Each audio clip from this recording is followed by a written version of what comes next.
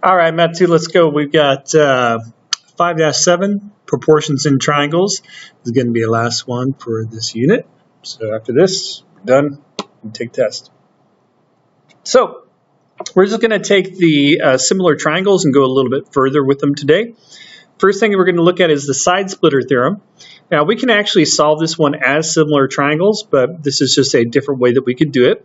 So the side splitter theorem says that if I've got a side that's split, because that's why it's called side splitter, so this side and this side are split by this parallel line. So it only works when you split it with a line that's parallel to the side it's not touching. When that happens, you can write a proportion. So you can say that this AB section and this BC section, that those should be proportional to this other side over, oops, wrong color. I was going to do different colors and make it fancy. All right, fancy. Here we go. Orange there and orange here. So this one says that we could look at AB, and it would be proportionate to BC, just as AE is proportionate to ED. So AB over BC is proportionate to AE over ED. So this one over this one equals this one over this one. And because of how proportions work, the other thing you could write is that this section AB, and then put it over AE, so this one over this one, would be equal to, so I did AB over this one, so then this section here, BC, dang it, wrong color, BC, just pretend like I used the right color there, over ED. All right, so we can solve these as a proportion. So I can say that, okay, so AB over BC, so I could do 10 over 2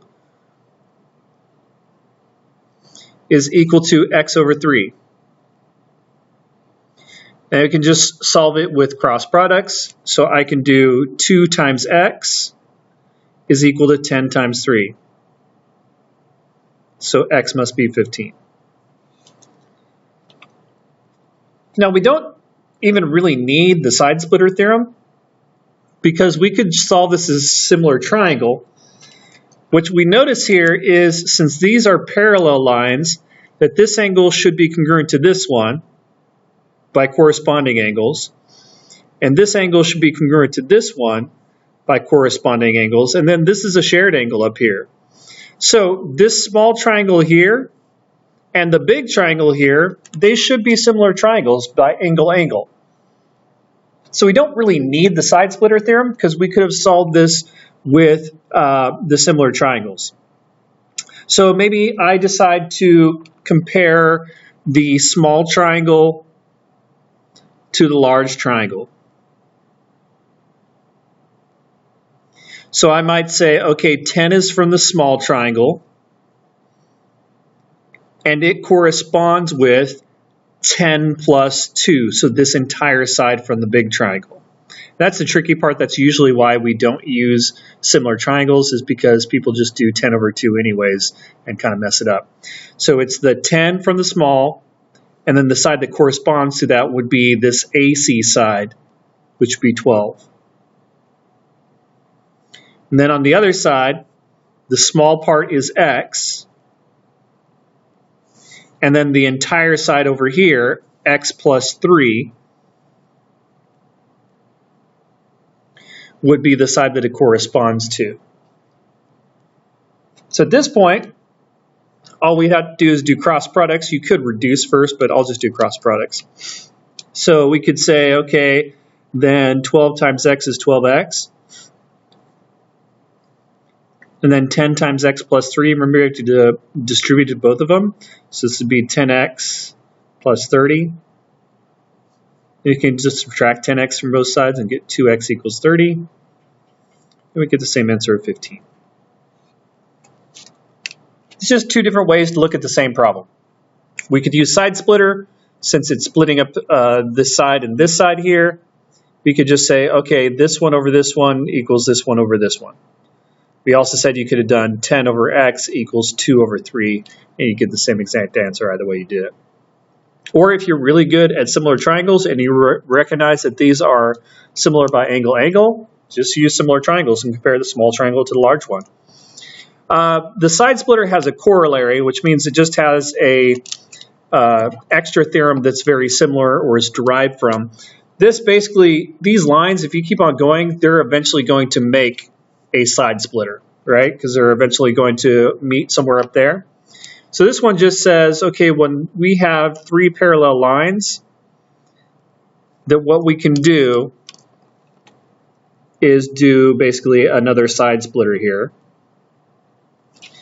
And we could say that AB over BC, so this segment over this segment, should be equal to DE over EF.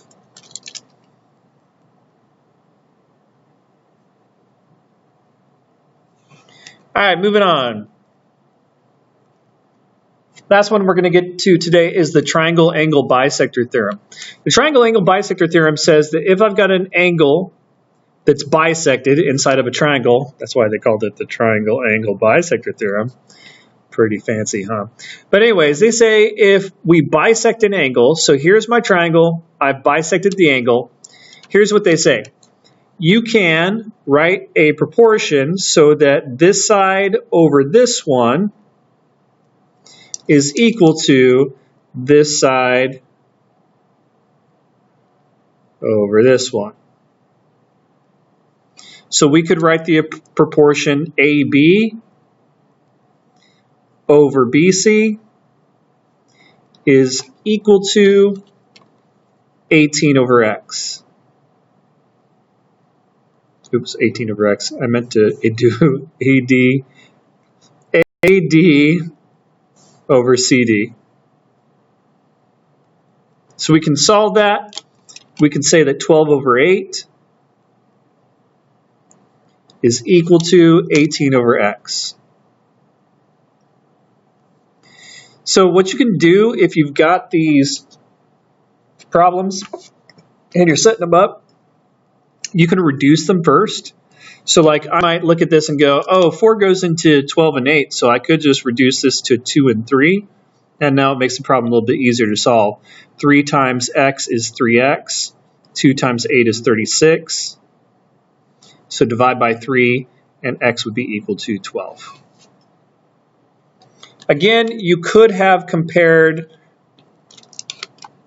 AB over AD.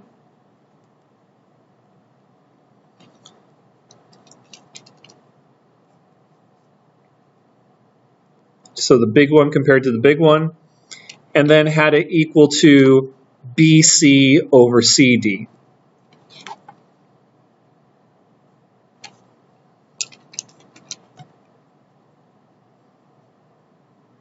Oops. Wrong colors. So if we would have solved this one by doing 12 over 18, getting all confused with all my colors. Should have not used so many colors. So 12 over 18.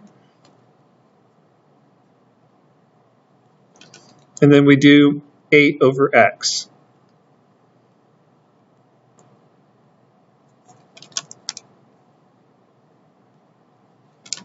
And again, you can look at the problems here and go, okay, what number goes into 12 and 18? Oh, 6 does. So that means, oh, I can reduce this to a 2 and this one to a 3.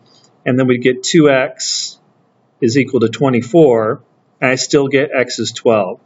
So we got two different proportions, but they both end up with the same answer of x equals 12. All right, that's all I got for you for proportions and triangles. That's it. Pretty easy.